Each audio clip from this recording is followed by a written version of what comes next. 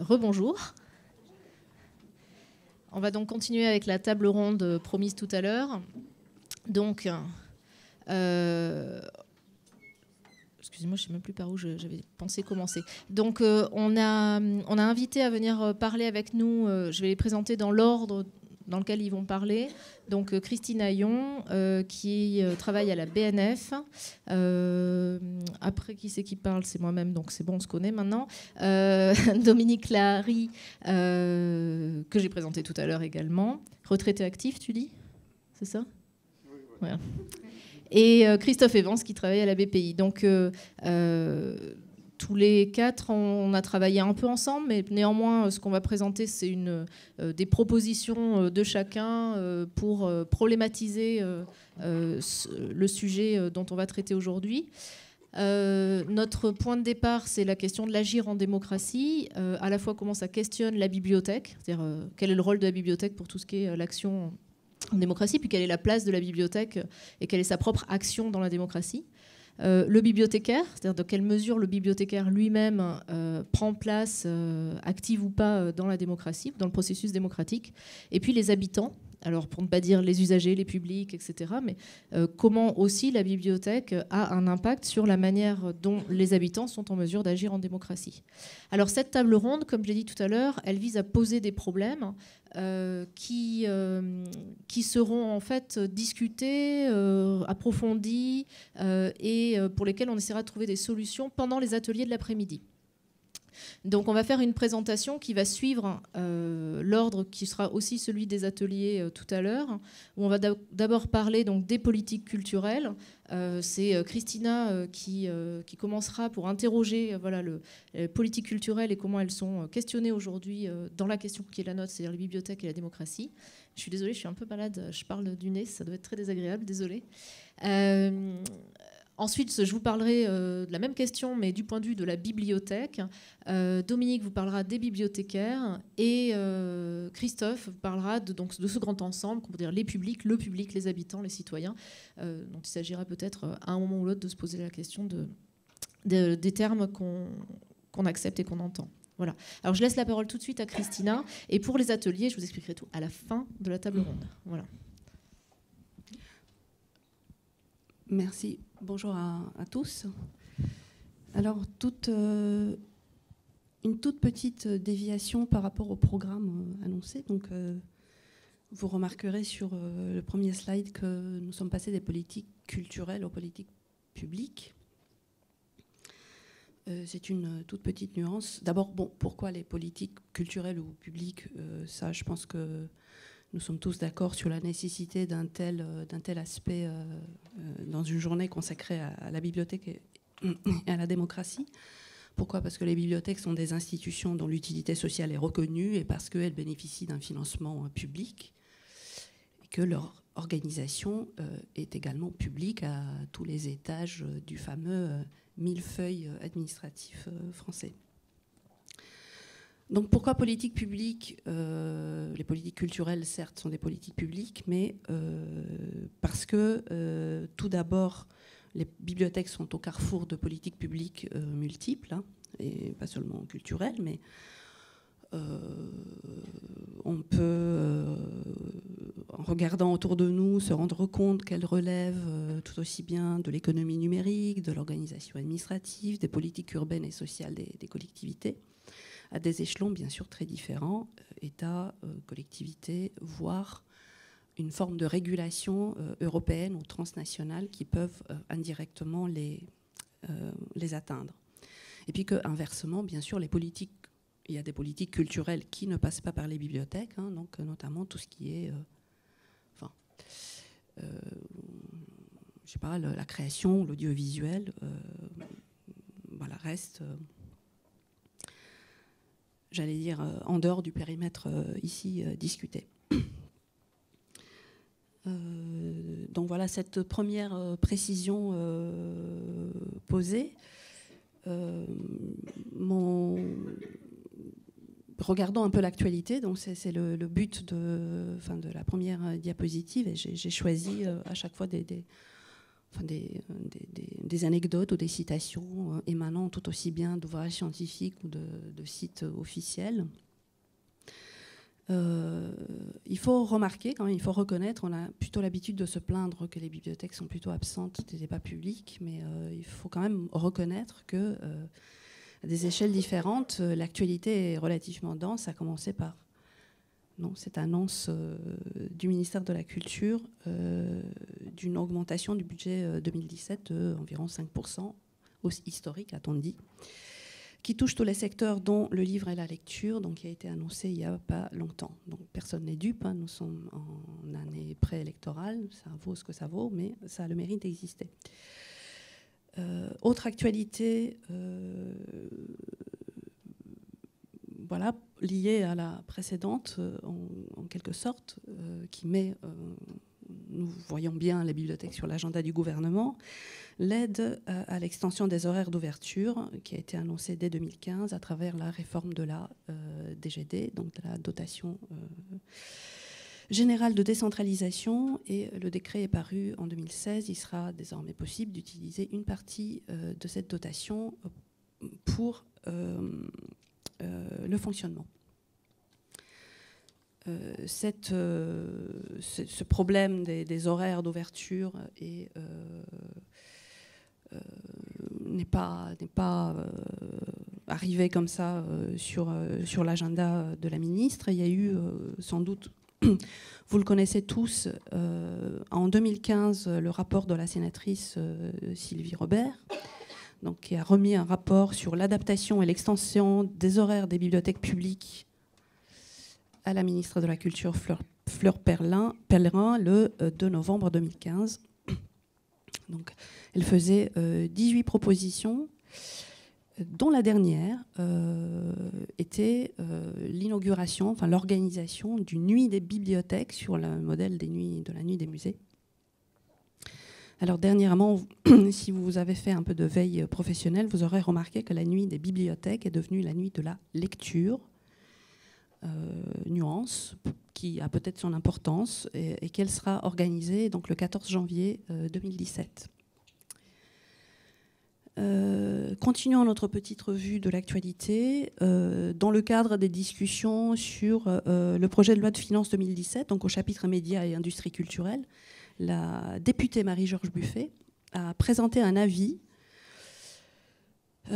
pour un renouveau des politiques en faveur de la lecture publique. Voilà, donc elle insiste dans cet avis, donc, qui est accessible sur le site de l'Assemblée nationale, sur la nécessité de donner plus de visibilité aux bibliothèques qui sont définies comme des instruments de la cohésion sociale. Donc visibilité d'un côté, cohésion sociale de l'autre. Donc on souligne indirectement le fait que les bibliothèques ont peu de visibilité et qu'elles sont néanmoins des acteurs importants de la cohésion sociale.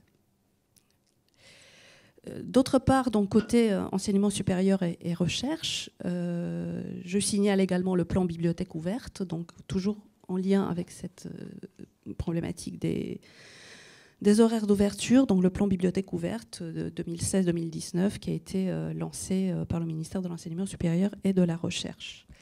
Enfin, pour terminer,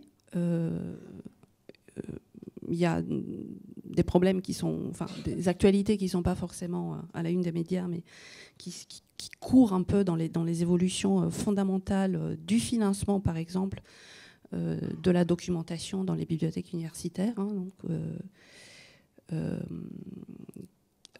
qui est en cours. Donc je parle là de la réforme du financement de la documentation et des CADIS et la mise en place des dispositifs COLEX. Vous remarquerez que je m'efforce quand même de tenir ensemble bibliothèque publique et bibliothèque universitaire, culture et recherche. Je n'y arriverai pas toujours, ce qui est peut-être signe d'un problème qu'il s'agira de discuter. Côté environnement et législatif, là aussi, l'actualité, enfin j'allais dire des 2 dernières années, est elle aussi extrêmement riche. 3 lois ont des implications pour les bibliothèques. Donc la loi portant une nouvelle organisation territoriale de la République, la dite la NOTRe, août 2015. la loi Liberté de création, architecture et patrimoine, donc juillet 2016, et la loi pour une république numérique, dont on parle beaucoup plus, j'allais dire, que des deux précédentes, alors qu'elles ne portent pas directement, spécifiquement, sur le secteur de la culture auquel on rattache traditionnellement les bibliothèques.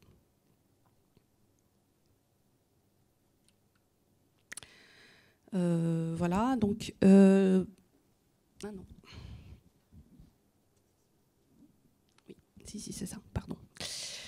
Et donc, pour terminer, juste un clin d'œil donc, au débat sur l'environnement législatif des bibliothèques. Donc, le débat sur qui est toujours vif dans la profession, mais qui est redevenu, ramené dans l'actualité dernièrement par le directeur du livre, donc Nicolas Georges, qui a annoncé l'ouverture d'un chantier en cours, donc sur une éventuelle loi sur les bibliothèques, en collaboration notamment avec l'Institut des sciences sociales du politique du CNRS, autour d'un projet qui s'intitule Bibli-droit. Voilà, donc là aussi, c'est quelque chose de très actuel. Donc pour continuer, il me reste 5 minutes, merci. Les 3 prochaines diapositives vont passer très vite. Donc je vous propose une réflexion à partir de 3 questionnements plutôt au niveau macro, disons des évolutions macro, dont dans les ateliers par la suite nous allons sans doute questionner ensuite à l'échelle de vos collectivités, de vos établissements et de vos pratiques. Première évolution que je serais tentée d'aborder, c'est d'abord quel est l'objet de l'action publique. Si les bibliothèques sont, comme je disais, à la fois au niveau de l'État et au niveau des collectivités rattachées traditionnellement au secteur culturel, il faut quand même constater depuis au moins au milieu des années 2000, donc cette dernière décennie, une redéfinition de l'objet même de l'action publique et de la place donc, des bibliothèques sous l'effet notamment de deux éléments dans un monde mondialisé. Donc, premier, c'est la diversité culturelle, et le deuxième élément, c'est la révolution numérique. Et donc là, j'ai choisi 2 citations un peu qui pourraient servir de prétexte à la discussion. La première, c'est l'emblématique, la mythique enquête sur les pratiques culturelles des Français, qui existe, comme chacun sait, depuis 1973. Donc c'est la dernière en date, a été publiée en 2000, a eu lieu en 2008, publiée l'année d'après. Donc on s'interroge vraiment sur le cadre de l'enquête, donc de savoir si la grille de lecture, donc la fenêtre à travers laquelle on regarde, on scrute les pratiques culturelles des Français est toujours pertinente, sachant que la révolution numérique est passée par là, et que la culture, de manière générale, est mise au défi des cultures populaires, des cultures minoritaires, des cultures étrangères, des cultures contestataires. Et puis deuxième élément, donc c'est l'impact de la technologie sur nos pratiques. Là où vous avez entendu Daniel Innerarity en début de journée se livrant à une brillante analyse de la société de la connaissance. Là, j'ai choisi un autre auteur, donc Yves Citon, qui propose, lui, à la différence donc, de Daniel Innerarity, qui nous incite à l'oubli raisonné, en quelque sorte, qui plaide, lui, plutôt pour une culture de l'interprétation. Voilà, en guise de réponse. Donc il y a ces deux éléments-là qui interrogent l'objet, donc à la fois la culture, qu'est-ce que c'est, au défi de la diversité, et puis le périmètre même de l'action publique. Donc il y a une demande de l'extension du domaine public à tout ce qu'on pourrait appeler, ou pas d'ailleurs, des biens communs de la connaissance. Donc deuxième aspect, quels acteurs ? Donc, sur quoi travaillons-nous, qui travaille. Donc, c'est une citation extraite d'un livre relativement récent sur les politiques culturelles qui interroge le modèle qui s'intitule d'ailleurs, le titre est assez significatif, le tournant métropolitain des politiques culturelles. Donc la question qui se pose, c'est qui oriente l'action publique. Et donc là, donc il s'agirait d'interroger à la fois le rôle des collectivités et puis le rôle de l'État, donc l'État incitateur, l'État protecteur, donc, ou l'État qualiticien, donc qui se contente de distribuer des labels. Voilà, donc il y a ces trois figures-là de l'État, et puis le modèle actuellement en place, donc issu de la décentralisation, qui est une sorte de modèle contractuel entre un État aidant, incitateur, et des collectivités territoriales qui jouent plutôt le jeu. Ce sont elles qui portent le financement et l'organisation des bibliothèques. Est-ce qu'il est encore... voilà. Est-ce qu'il est... quelle transformation est-il susceptible de subir? Voilà, donc, et pour terminer rapidement, parce que je sais que j'ai 0 minute. Non, pardon.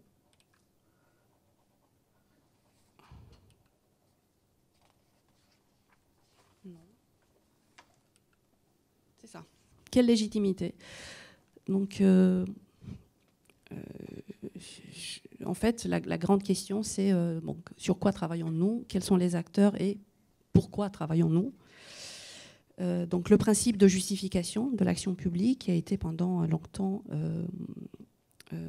comme chacun sait, lorsque la culture est devenue un objet de l'intervention publique, la démocratisation culturelle. Donc quid de la démocratisation culturelle aujourd'hui? Donc beaucoup la donnent pour morte. Alors si j'ai mis, voilà, à l'heure du numérique et de l'innovation, et numérique et innovation entre guillemets, c'est parce qu'il me semble un peu nécessaire. Ce sont deux mots magiques en fait, deux mots magiques, donc une espèce de signifiant totémique comme ça qu'on entend un peu partout. Donc qui ne doivent pas, c'est pas, donc je suis pas du tout en train de vous inciter à un discours décliniste ou nostalgique, mais en tout cas, voilà, est-ce que ça ne doit pas nous faire perdre de vue la justification de l'action publique et donc professionnelle par la même occasion, par des objectifs qui lui sont extérieurs. Et donc la première citation est assez, pour moi, symptomatique. Donc le numérique n'est pas seulement un outil, le numérique est la politique culturelle. Donc qu'est-ce que ça veut dire exactement? Et donc l'autre, c'est bien sûr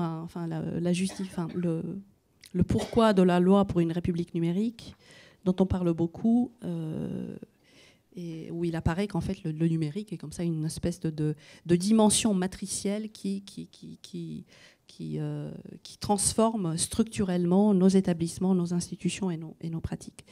Donc voilà, si on ne parle plus de démocratisation culturelle, donc quel peut être ce nouveau récit, hein,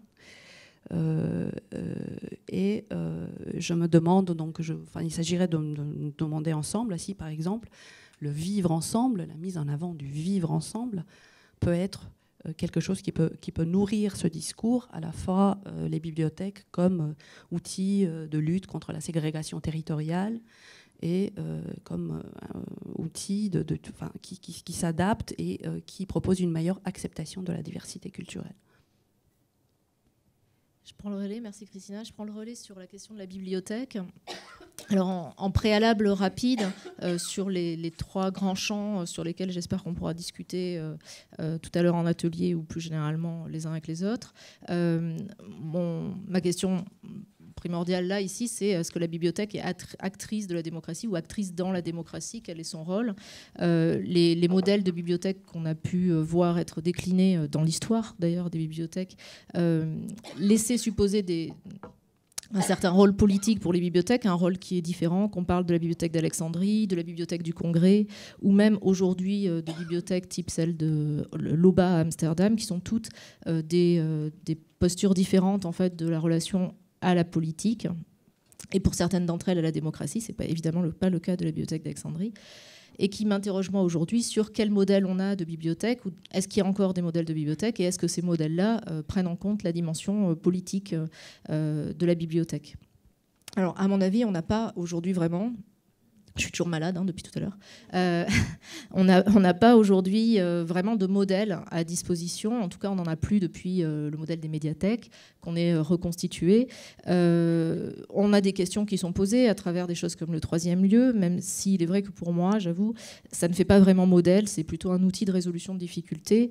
Et en parlant de ça, je m'appuie un peu, si vous voulez, sur la définition du modèle pensé par Bertrand Calange, dont vous avez tous lu des textes. Sur sa définition de la bibliothéconomie comme une sorte d'art médical qui permettrait à la fois un diagnostic, un traitement, etc. etc. Je pense par ailleurs que cette question du modèle, elle n'est pas résolue non plus par les communs de la connaissance. Et si le lien entre commun et démocratie ne fait aucun doute, par plein d'entrées possibles et dont je n'ai pas le temps de développer, néanmoins, aujourd'hui, les communs ne nous sont pas proposés dans le champ de la bibliothèque comme un modèle qui permettrait justement cet ensemble permettant à la fois le diagnostic, le traitement, etc. C'est plutôt présenté aujourd'hui comme une solution de gestion de l'information, ou alors une construction des politiques culturelles publiques. Alors vous me direz peut-être qu'on n'a pas besoin de modèle, je ne sais pas, moi j'en ai peut-être besoin, pas vous, je ne sais pas. En tout cas, c'est une question que je me pose, est-ce qu'on a besoin de remettre dans le modèle, dans la théorie, si vous voulez, des bibliothèques, la dimension politique?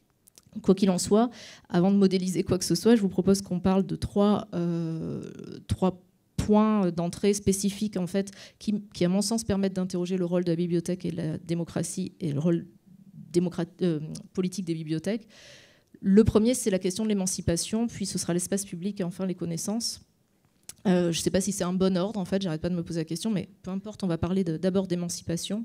Pourquoi l'émancipation? C'est un mot qui revient régulièrement dans nos textes, les textes fondateurs de la bibliothéconomie française. C'est aussi quelque chose dont on s'approprie, notamment, ça a été rappelé ce matin, au congrès 2013, à travers des termes de la fabrique du citoyen, et qui pose un certain nombre de questions. Alors, première question par rapport à justement cette fabrique de citoyens, c'est de quoi parle-t-on quand on parle de la fabrique du citoyen? Quel est le rôle de la bibliothèque là-dedans? Est-ce que la bibliothèque, c'est un lieu qui accompagne le citoyen, auquel cas elle se situe plutôt du côté de la formation, des piliers de la démocratie, des prescripteurs, etc. Ou est-ce qu'elle se situe du côté de l'action citoyenne elle-même, un lieu où l'engagement du citoyen se construit, dans des actions participatives par exemple, dans les débats, etc., où finalement c'est la société elle-même qui se construit, voire même en fait un lieu dont l'expérience même est citoyenne, et ça on en parlera certainement demain, mais pour un certain nombre de personnes, venir à la bibliothèque, c'est aussi assumer un statut de citoyen qui a besoin d'informations pour agir, etc., etc. Alors le corollaire de cette fabrique du citoyen, c'est, je suis désolée, je vais vite, mais l'idée c'est qu'on en rediscute après. Le corollaire de cette fabrique du citoyen, c'est qu'il faut interroger quelles connaissances sont transmises par la bibliothèque ou véhiculées par la bibliothèque pour cette émancipation ou pour ces dualités d'émancipation. Est-ce qu'il s'agit en fait d'ensemble de connaissances visant à comprendre justement les modalités des discours des élites qui nous gouvernent, par exemple une certaine forme de connivence, comprendre les décisions, comprendre ce que c'est qu'une institution, ou est-ce que c'est des ensembles de connaissances visant à participer à la vie démocratique, c'est pas la même chose, donc participer au débat démocratique, avoir des informations sur la vie citoyenne. Est-ce que c'est un ensemble de connaissances visant à révéler des choses, avoir une information critique, une information révélée, le dessous des cartes, si vous voulez?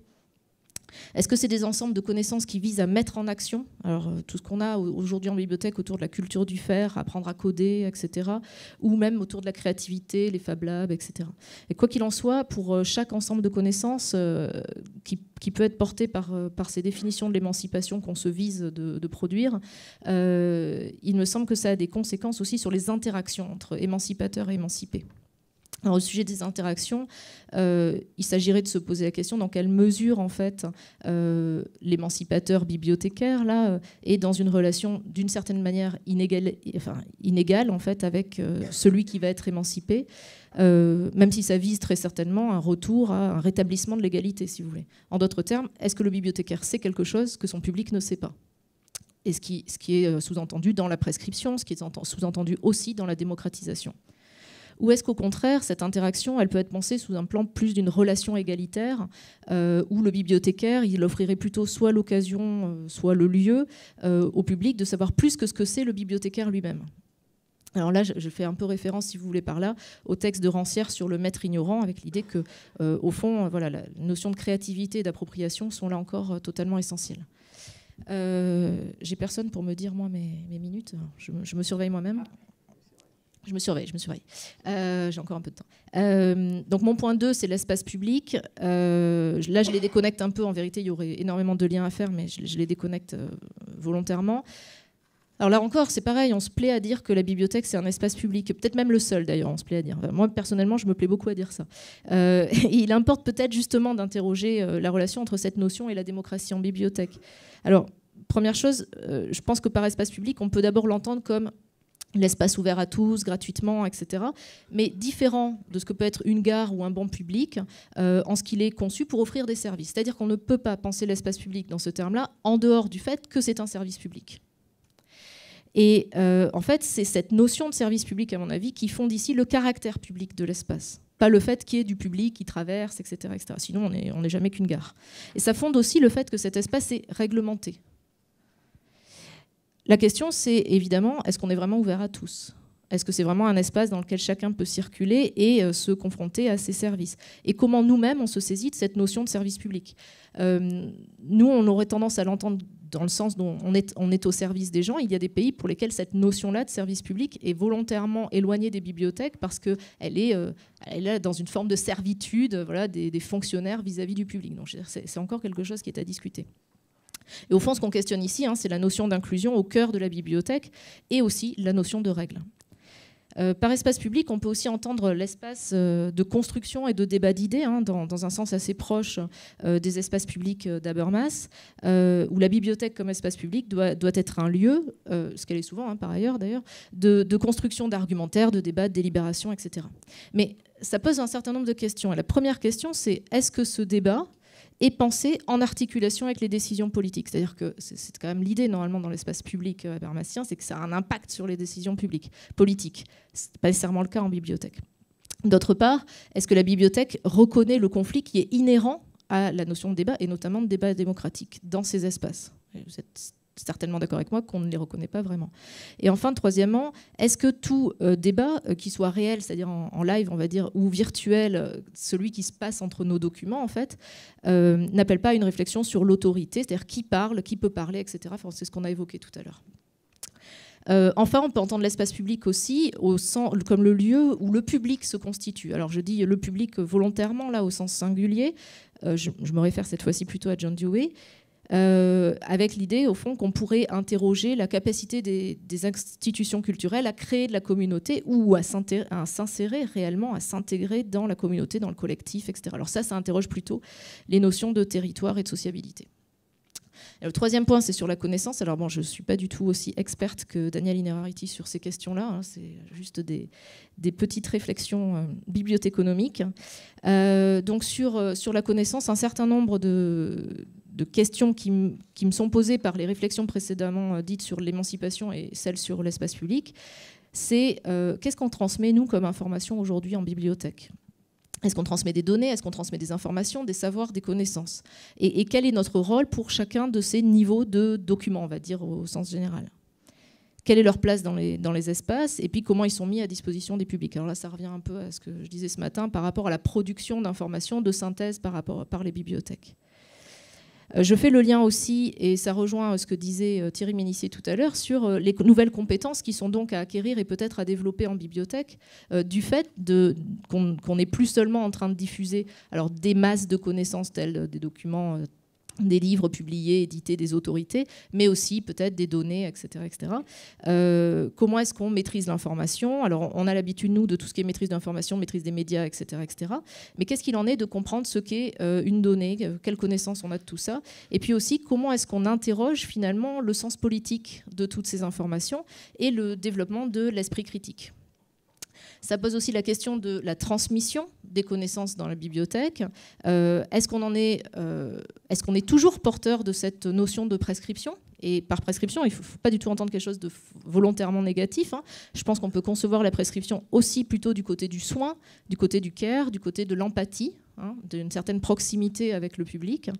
Ou est-ce qu'on est plutôt du côté de la médiation aujourd'hui ? Et là, par médiation, j'entends le fait que la bibliothèque est support, soutien à la maîtrise des outils, notamment avec une emphase sur la communauté, ou est-ce qu'on est plutôt dans l'éditorialisation? Et quand je parle d'éditorialisation, je me réfère vraiment aux travaux de Marcello Vitali Rosati, avec l'idée qu'on pourrait occuper l'espace public numérique, faire la place à la construction de savoir, etc. etc. Mais ce qui est aussi une production de données cette fois-ci et non pas de connaissances. Voilà.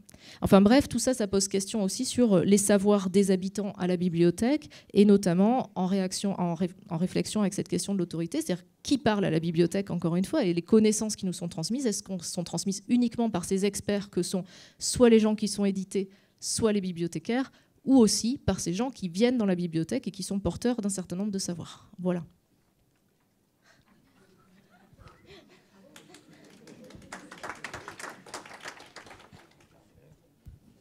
Merci. Alors, on a beaucoup d'appareils, on ne sait pas comment ils fonctionnent. Et donc, là, le bibliothécaire. Donc, Raphaël nous a proposé une répartition des thèmes. J'avoue que j'ai insisté pour dire la le et non le la. D'abord parce que c'est dans l'ordre alphabétique, et puis parce que c'est aussi dans l'ordre du nombre. Et ça interroge éventuellement la mixité dans les équipes de bibliothèques jusqu'à leur direction, et puis dans le public aussi. C'est aussi une question, hein, n'est-ce pas, chers collègues sociologues, le caractère sexuellement différencié des pratiques culturelles. Alors, la première idée aussi, la seconde idée qui m'est venue, c'est il faut décanter, il faut séparer. Après, on réunit peut-être, mais il faut d'abord séparer, et c'est une discipline à la fois intellectuelle, mais ça me paraît aussi tout à fait exact. On est dans des cadres différents, et chacun de nous, on est plusieurs. Il est légitime, il est nécessaire qu'on soit plusieurs. Ça nous permet d'être pertinents pour chacun, chaque mois que nous sommes dans ces cadres différents. Alors, le fonctionnaire ou agent public, c'est à peu près pareil. C'est devenu un sujet d'actualité. Est-ce que les fonctions publiques ont un avenir? Et puis peut-être dans un premier temps la fonction publique territoriale, donc je renvoie aux débats actuels, dans les médias. Mais en tout cas, ce n'est pas le bibliothécaire dans sa bibliothèque, mais dans sa collectivité. Je sois bien clair, hein. C'est ça le sujet, le vrai sujet. Ensuite, les bibliothécaires, ça peut être des gens qui s'engagent en tant que bibliothécaires sur des sujets qui viennent de leur métier de bibliothécaire, etc. Voilà, c'est un type d'engagement. Et là, c'est tout à fait au-delà de leur collectivité, de leur job, de leur patron, de leur hiérarchie. Et puis, enfin, on est citoyen. C'est la fonction la plus large. Donc, je pars du plus étroit au plus large. Et ça marche très bien. Là, le bibliothécaire fonctionnaire. Alors, la première chose, c'est, j'ai exprès mis le mot soumission, pas pour faire référence à un roman relativement récent, mais j'avais fait une fois une intervention sur ce cadre et j'avais intitulé ça « Bréviaire de la soumission ». Il est vrai qu'on est situé dans une hiérarchie qui est à la fois administrative et politique, et il n'est pas illégitime que ce soit ainsi. La source de la légitimité dans le cadre public dans lequel nous sommes, je parle des bibliothèques qui sont dans le secteur public, qui sont à peu près 99 ou 100% de ce que représenté ici, la source de la légitimité, c'est le suffrage universel, et ce sont donc les élus. Bon, en université, c'est un petit peu plus compliqué, mais il y a un système d'élection aussi. C'est ça la source de la légitimité. Il peut y avoir une contradiction, un choc, une mécompréhension, une souffrance entre légitimité professionnelle et légitimité politique, mais le cadre de départ, c'est le cadre légitimité politique. Et donc, ce qui dit le mot au-dessus, en premier, c'est l'élu, c'est normal. Il n'est légitime que parce qu'il a eu le suffrage de la population. Et ensuite, on a une hiérarchie. Alors, il y a un cadre général des fonctionnaires qui s'applique aussi, en gros, grosso modo, aux contractuels. C'est qu'on a le devoir d'obéissance, on a l'obligation de discrétion, donc on n'est pas censé diffuser les discussions internes, etc., les projets qui ne sont pas aboutis, tout ça, genre de choses. Et puis, il y a le devoir de réserve, ne pas tenir des propos publics qui vont contre la politique de la collectivité dans laquelle on exerce. Il y a une exception, une tolérance de fait qui est la tolérance syndicale. On voit bien que donc ça passe, ça fuite de la critique directe passe par le biais syndical, avec un filtre, parce que c'est dans le cadre de mouvements sociaux, donc c'est un petit peu, voilà, ça déforme peut-être, mais voilà, c'est cette échappée qui existe. Donc on a une nécessaire ascèse qui est renforcée par le fait qu'il y a une obligation de neutralité. Alors l'obligation de neutralité, elle a été affirmée, elle n'était pas dans la loi pour les fonctionnaires, les droits et obligations pour les fonctionnaires. Il y a eu en avril 2016 une loi déontologie du fonctionnaire qui a réécrit une partie de cette loi sur les droits et obligations de tous les fonctionnaires. Dans l'exercice de ses fonctions, il est tenu à l'obligation de neutralité et respect du principe de laïcité. Il doit traiter de façon égale toutes les personnes et respecte leur liberté de conscience et de leur dignité. Cette neutralité, elle est aussi dans l'idéal bibliothécaire. Elle va aussi, c'est aussi un principe qui va contre une pente, je dirais, sociologiquement naturelle, qui fait qu'on n'attire jamais que ses semblables. Vous voyez, il y a une obligation d'effort, d'ouverture à tous. Et puis, la neutralité, elle a eu... je parlais de l'échappée syndicale. Il y a eu, au moment des attentats de janvier, une échappée avec ce mouvement « Je suis Charlie », qui était soit venait des bibliothécaires, parce que ça a été très vrai dans les bibliothèques, soit des collectivités, avec voilà, très souvent une automobilisation sans consigne directe. Raphaël a traité de façon très intéressante de ces questions. Alors, on est là pour appliquer une politique publique. La politique publique, elle est légitimement décidée par les élus. Alors en réalité, souvent au niveau local, la politique publique, elle n'est souvent pas explicite. Elle n'est parfois même pas formulée, souvent même pas formulée. Elle peut n'être même pas pensée. Mais elle existe quand même parce qu'il est effectivement exercé une action publique avec des services publics, avec des agents publics. Donc elle existe même sans formulation et même sans pensée. Et donc, le bibliothécaire sans consigne, il met en œuvre une politique publique dans toute cette marge d'autonomie. Et donc, on n'échappe pas à ce cadre-là. La politique publique, il est démocratique qu'elle soit publique, c'est-à-dire publiée. On peut la lire, la relire, la critiquer. Il peut y avoir débat citoyen. Je donne un exemple très professionnel, c'est les politiques documentaires. Une fois, c'est la deuxième fois que nous le citons, Bertrand Calange, dans une conversation privée avec lui, on se disait, oui, la politique documentaire, c'est une politique publique, d'où la nécessité de la publier. Et là, une politique publique intelligente, elle se nourrit, elle n'est pas simplement verticale, elle se nourrit des usages et des expressions. C'est deux choses différentes. Hein. L'expression, participation, on parle de la bibliothèque participative, je renvoie à une boîte à outils de l'ENSIB, un numéro de bibliothèque qui a été dirigé par Raphaël. Donc ça, c'est le côté participatif, direct, mais il y a des gens qui ne participent jamais. Ils participent par leurs usages. Il faut être très à l'écoute des usages.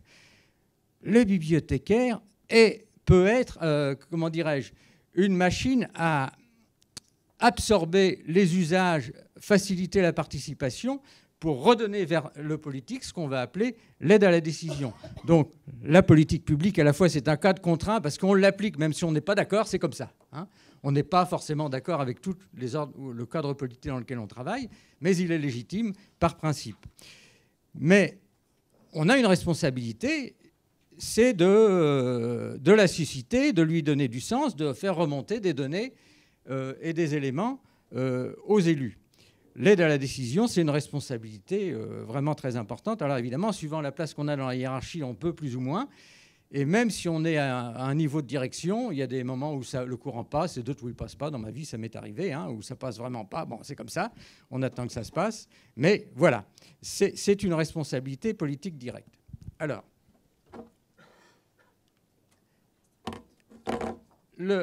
5 minutes, c'est bon. Alors, le bibliothécaire engagé, on a la chance de pouvoir échapper au cadre limité, bordé par le devoir de réserve, en s'engageant autrement. Il y a eu donc... alors moi j'ai travaillé aussi sur les générations de bibliothécaires et ça m'avait frappé le fait que la génération, qui est en gros la mienne, hein, souvent promouvait le mot de militantisme qui ensuite s'est un peu dévalué, faisait repoussoir. Il revient maintenant. Hein. Donc on a un retour de ce mot. Mais hein, qu'il soit présent ou pas, on a un engagement possible sur des sujets professionnels. Alors bien sûr, ce sont les associations. Bon, c'est un cadre qui existe. Il n'y a pas que les associations. Il y a des gens qui ne sont jamais dans une association, qui jouent un rôle aussi à titre personnel, on va dire militant, qui apportent des éléments de réflexion, de l'action. Et puis il y a les collectifs, hein, qui ont une autre forme d'organisation. Tout ça concourt, et c'est très bien. Et alors, les thématiques sont, disons, l'accès à la culture, mais aussi l'accès à l'information. Les communs sont un thème pas uniquement bibliothécaire, mais c'est assez logique que des bibliothécaires le promeuvent, etc. Alors, est-ce qu'il faut promouvoir les bibliothèques pour elles-mêmes? Certainement pas. Il y a une modestie de dire que ce ne sont que des outils. Mais il se trouve que par une ruse de la raison, un certain corporatisme, défendre les bibliothèques pour elles-mêmes, stimule, je dirais, la créativité et permet de redonner du sens, etc.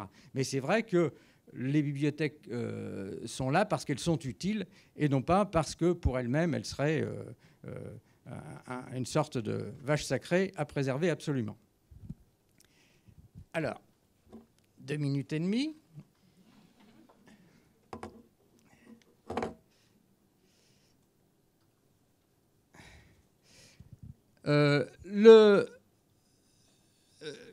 Récemment, j'ai vu une petite affichette.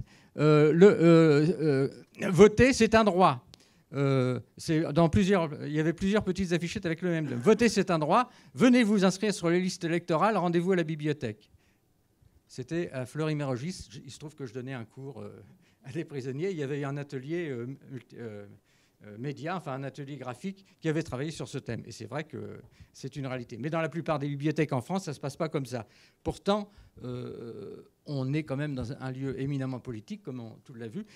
On l'a vu jusqu'ici. Et donc, cela suppose, je dirais un minimum, mais si possible pas mal, de culture politique dans les personnels. Ça n'est pas toujours le cas. Cette culture politique, c'est aussi une culture, je dirais, historique, une culture sociologique, sociétale, enfin une sensibilité sociétale.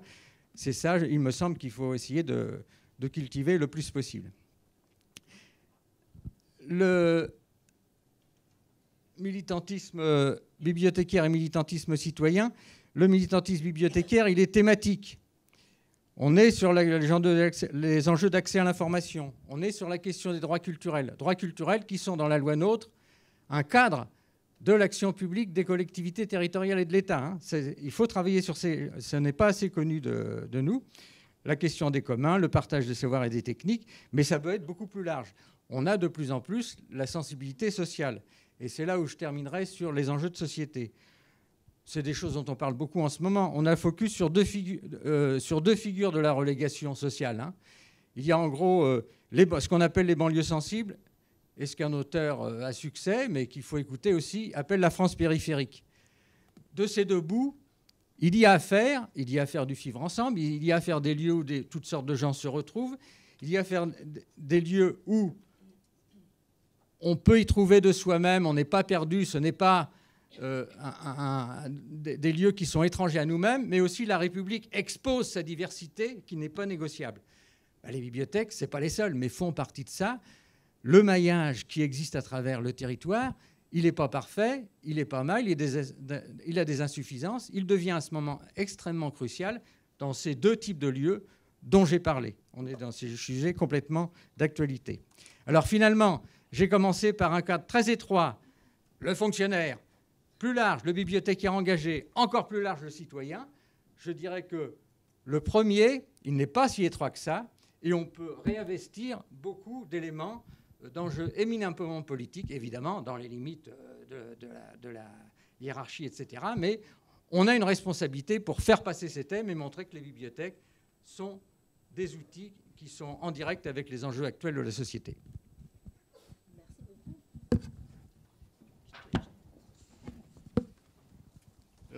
Merci.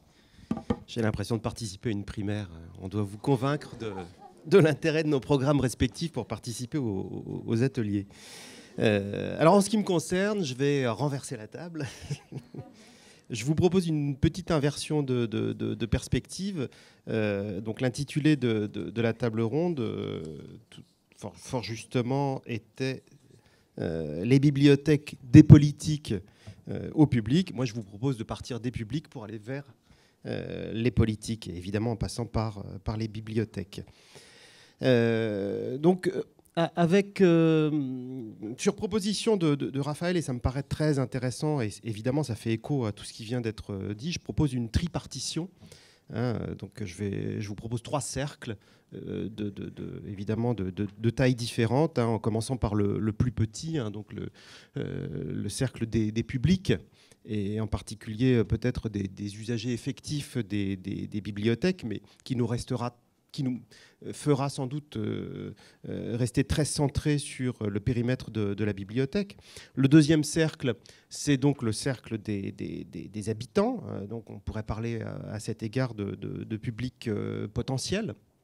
C'est important. Alors les habitants, bien souvent, à la frontière de la notion d'habitant, s'impose la question de la tarification. Tu fais partie de la commune, tu ne payes pas, ou alors tu payes un tarif modique. Tu es extérieur à la commune et là, tu es surtaxé. Voilà. Donc évidemment, on va s'amuser à essayer de jouer un peu de ces frontières qui ont un intérêt administratif, voire politique, mais qui sociologiquement, parfois, n'ont pas véritablement d'intérêt.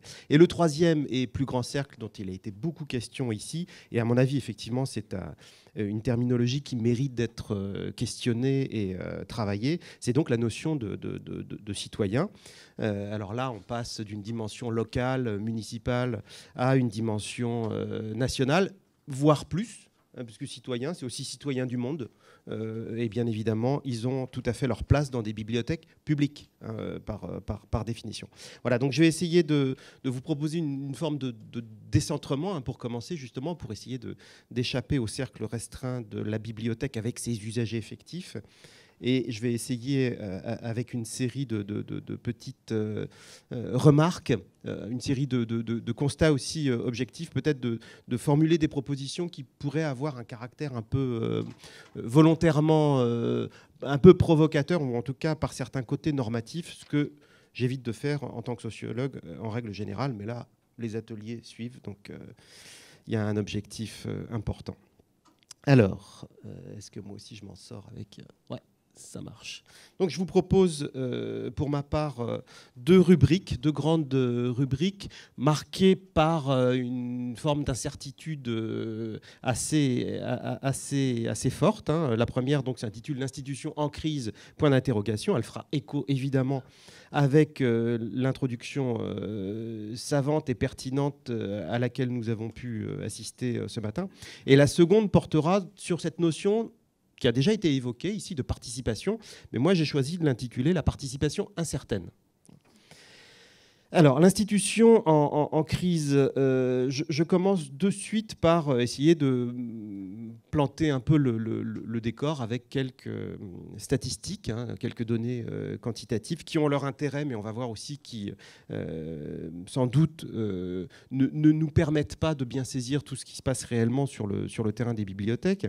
Le premier point statistique très rapide, c'est tiré de l'Observatoire de la lecture publique, des données statistiques qui sont compilées par le ministère de la Culture via son outil, donc l'Observatoire de la lecture publique, qui porte sur l'année 2014 et qui rappelle que pour l'ensemble de la population, pour les personnes qui peuvent profiter d'une bibliothèque au sens que le ministère donne à cette notion, on comptabilise donc en 2014 17% d'inscrits actifs, mais plus précisément encore 13% d'emprunteurs actifs. Voilà qui nous donne déjà une idée quand même de ce que représentent institutionnellement les publics des bibliothèques si on s'intéresse à l'usage inscrit, qui est évidemment une forme réduite de l'usage des bibliothèques.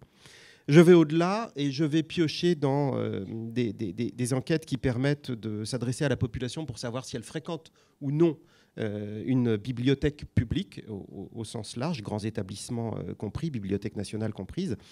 Et je pense à l'enquête Civic Agenda qui avait été réalisée en 2012, donc assez récemment, par la Sofres dans 17 pays européens et qui montrait que pour la France, on comptabilisait, selon cette enquête, 26% d'usagers, donc de personnes qui déclaraient avoir fréquenté au moins une fois une bibliothèque au cours des 12 derniers mois, mais l'enquête ne portait que sur les personnes âgées de 15 ans et plus.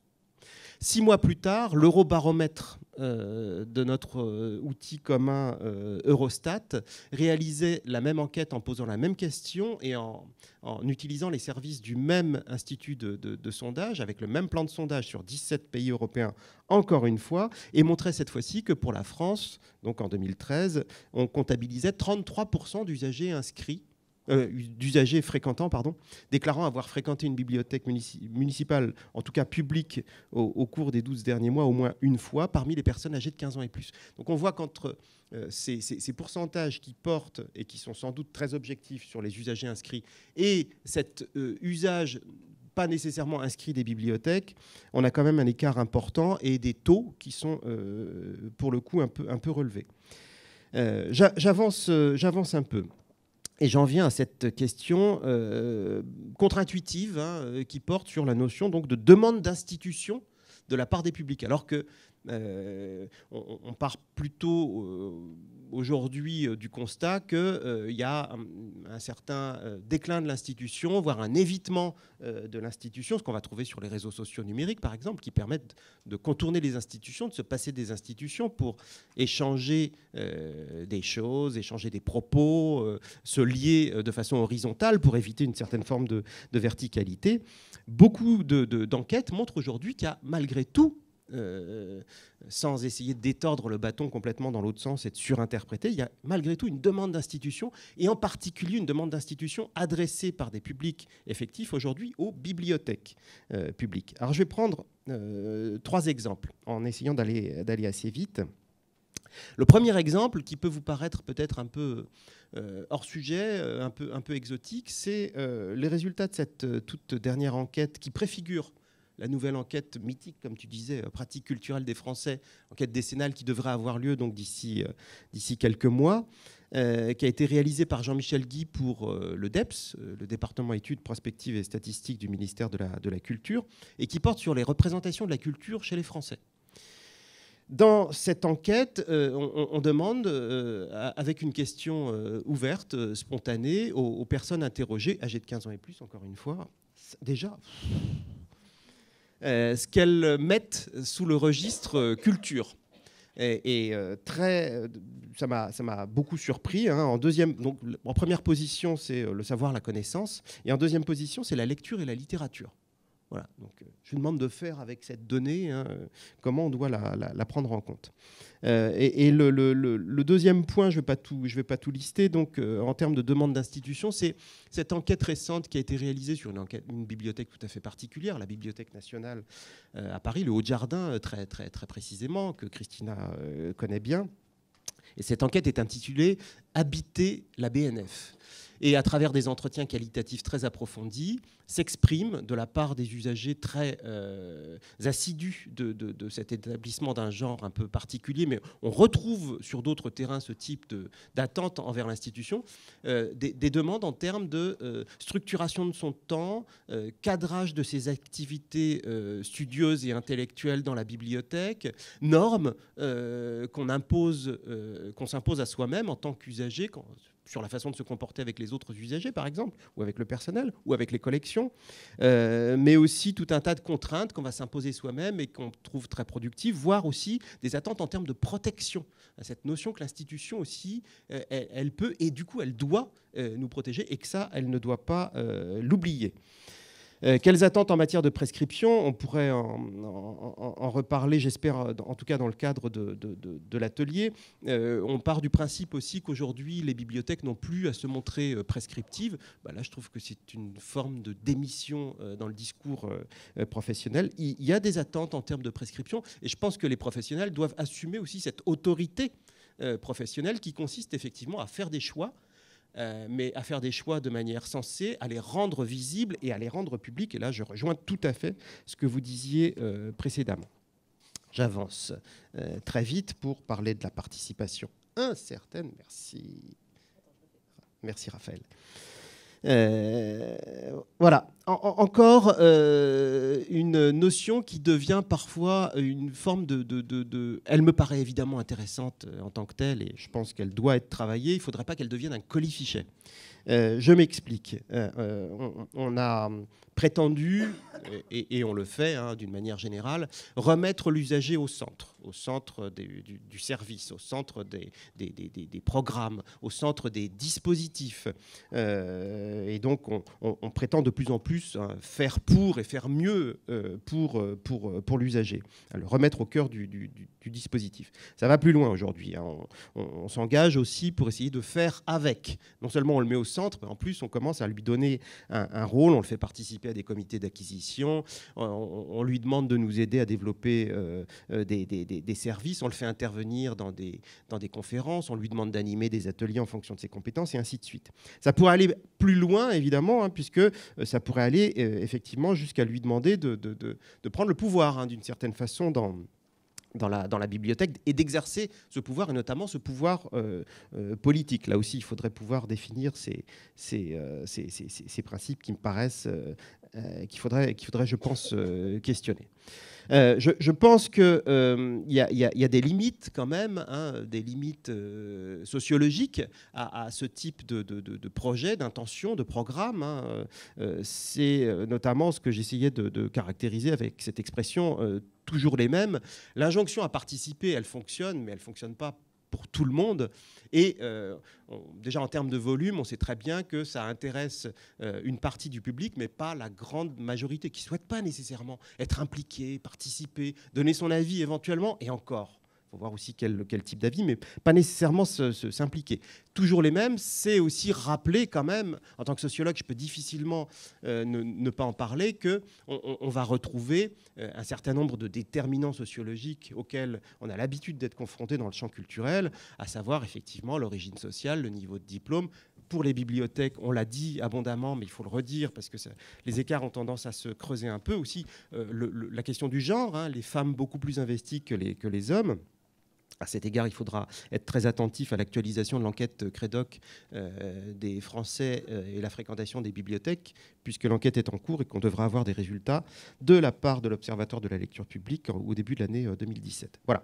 Je termine sur la question des débats de fond, et donc de cette fois-ci peut-être de cette question qui reviendra à mettre le politique très clairement, beaucoup plus clairement au cœur de la bibliothèque, et par conséquent peut-être faire vaciller un peu ce socle de la neutralité, qui mériterait elle aussi d'être interrogée et réinterrogée, parce qu'en fait, le sociologue que je suis, moi, peut montrer de bien des façons qu'il n'y a pas de neutralité dans les bibliothèques, contrairement aux discours qui sont affichés, ne serait-ce que dans les choix qui sont affirmés d'un point de vue culturel, en termes de légitimité culturelle. Ouvrir une bibliothèque municipale dans un quartier avec un choix de documents, un choix de revues, de quotidiens, qui a évidemment son intérêt collectif, c'est un acte politique parfois, qui d'ailleurs en retour peut subir une certaine forme de violence. Voilà. Donc j'aurais tendance à inviter effectivement à retravailler sur ces questions, mais avec les usagers eux-mêmes, avec les habitants, avec les populations, avec les citoyens, pour aussi que la bibliothèque s'interroge elle-même, mais qu'elle donne la possibilité aux autres de l'interroger de l'extérieur, mais au sein même de la bibliothèque. Dernier tout petit exemple que je prendrai, c'est la question des ateliers numériques.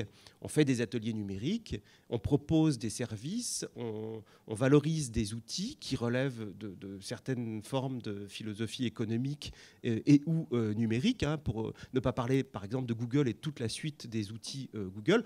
On exerce à ce moment-là une responsabilité considérable en tant qu'agent public, en tant que citoyen aussi, sans parler de l'agent politique, quand on valorise ces outils, sans rappeler qu'effectivement ils s'insèrent dans une économie qui est quand même tout à fait particulière. Voilà. En conclusion, très vite, je dirais que historiquement, il y a eu le temps du rôle culturel, éducatif, scientifique des bibliothèques, puis on a ajouté aussi un rôle ludique qui s'est affirmé, je pense, au cours des années 70 ou 80. Depuis une vingtaine d'années, on parle beaucoup, et à juste titre, du rôle social des bibliothèques. Le temps du rôle politique est peut-être venu. On est bien d'accord.